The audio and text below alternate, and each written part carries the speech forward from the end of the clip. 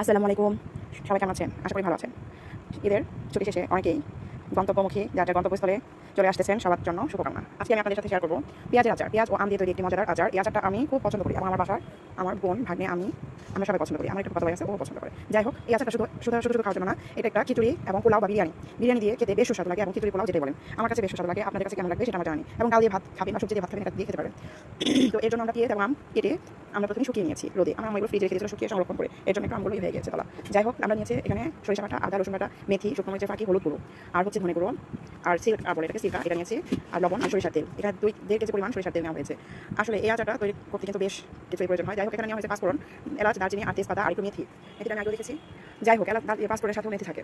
প্রথমেই পাঁচফোড়নটা দিয়ে দেওয়া হয়েছে, আর দারচিনি, এলাচ আর তেজপাতা দাও। এখন আদা রসুন বাটা বেশ খানিকটা দেওয়া হচ্ছে, কারণ অনেকগুলো আম এবং পেঁয়াজ এখানে নেওয়া হয়েছে। এখানে প্রায় 4 কেজি পরিমাণ পেঁয়াজ নেওয়া হয়েছে এবং আম নেওয়া হয়েছে বেশ 10 কেজির মতো। তো এগুলো আসলে সারা বছর খাওয়ার জন্য রান্না করা হচ্ছে। যাই হোক, এখন আমরা দিয়ে দিচ্ছি এই মশলাগুলো। দেখতে পারলেন ধনে গুঁড়ো, হলুদ গুঁড়ো, শুকনো মরিচের ফাঁকি, লবণ, আদা রসুন বাটা এবং সরিষা বাটা। এই সব কিছুই এই তেলের মধ্যে দিতে হবে এবং পরিমাণ মতো লবণ। আর সিরকাটা আমগুলো দেওয়ার পর যখন নামিয়ে ফেলবো তখন দিব। যাই হোক, এই আচারটা সম্পর্কে যেটা বলবো, এই আচারটা আসলে আমি আমার আঙ্কেলকে দিয়েছি খেতে। আমার স্টুডেন্ট আঙ্কেল হয় সম্পর্কে, তো সে কখন এটা খায় না, এখন সেটা ফ্যান আমাদের বাসায় তৈরি করে তাকে আমাদের দিয়ে আসতে হয়।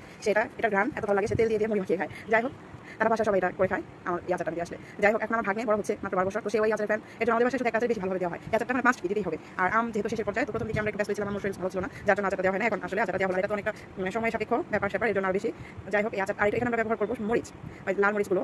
আপনি ইচ্ছা করলে শুকনো মরিচ ব্যবহার করতে পারেন। তো কাঁচা লাল মরিচগুলো এখানে দিব, কারণ হলো এই মরিচগুলো আচারের সাথে থাকলে খেতেও ভালো লাগে, একটু ঝাল লাগবে। মরিচগুলো আমাদের দিয়েছে, আগে কিছু দিয়েছে। আর এখন সিল কাটা আর কি দিয়ে দেওয়া হলো মরিচের পরে। যাই হোক, এই যে আচারটা দেখেন, আচার হচ্ছে এতটা সুন্দর হয়ে যাচ্ছে। আর একটু ঝরঝরে হবে, বেশি ঝরঝরে না, একটু আমার একটু জল লাগবে। তারপর তেল থাকতে থাকতে নামিয়ে ফেলবে, এই যে নামিয়ে ফেলবে এখন। এই তো হয়ে গেল।